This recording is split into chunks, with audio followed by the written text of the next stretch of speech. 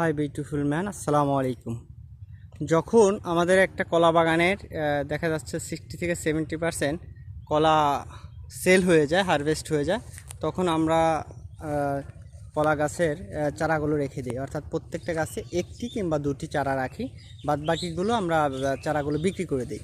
যেরকম আমরা এবার প্রায় 1 লক্ষ টাকার মতো হারকে চারা বিক্রি করছি। হ্যাঁ, আমাদের টোটাল বাগান থেকে 1 লক্ষ টাকার মতো চারা বিক্রি করছি।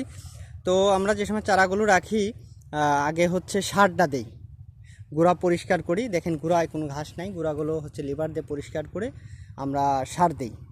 সার দেওয়ার পরে আমরা এই যে এভাবে চাষ দিই। হ্যাঁ, অর্থাৎ দেখা যাচ্ছে এইদিকে হচ্ছে দুইবার যায় গাড়ি আসে, আর হচ্ছে এদিকে আবার দুইবার যাবে, অর্থাৎ একই জায়গায় দুইবার করে চার্জ দেওয়া হয়। এভাবে চার্জ দিয়ে আমরা ঘাসগুলো একবারে মেরে দিই, তারপরে আমরা টোটাল ঘাসের চারাগুলো রেখে দিই।